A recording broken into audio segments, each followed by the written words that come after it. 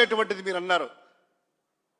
ఎటువంటి ఆధారాలు లేకుండా, దేవదేవుడు అంటే భయం లేకుండా, హిందూ మతం మన వల్ల పాడవుతుంది ఈ యొక్క తప్పుడు స్టేట్మెంట్తో అనేటువంటిది ఎటువంటి సంకోచం లేకుండా మీరు ఎంత ధైర్యంగా నిస్సిగ్గుగా మాట్లాడారో ఒక్కసారి ఆలోచన చేసుకోండి. తర్వాత ఇన్వెస్టిగేషన్లో ఇప్పుడు ఏమంటారు, వెజిటబుల్ ఫ్యాట్ కలిసిందట. ఇదే సంబంధించిన వాటిలో వేలంపో అంతా అయిపోయిన తర్వాత టెండర్లు ఫస్ట్ సరఫరా అయింది మీ ప్రభుత్వ హయాంలో వచ్చిన తర్వాత.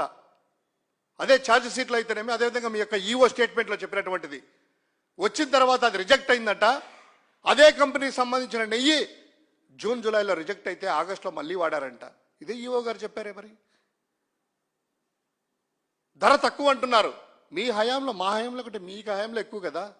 ఒకవేళ ఆ ధర తక్కువైనటువంటిదే ప్రామాణికంగా తీసుకున్నట్లయితే మాకంటే మీ హయాంలో ఇంకా తక్కువ ధరకు కోట్ చేసుకున్నారే, అదంతా కూడా అలానే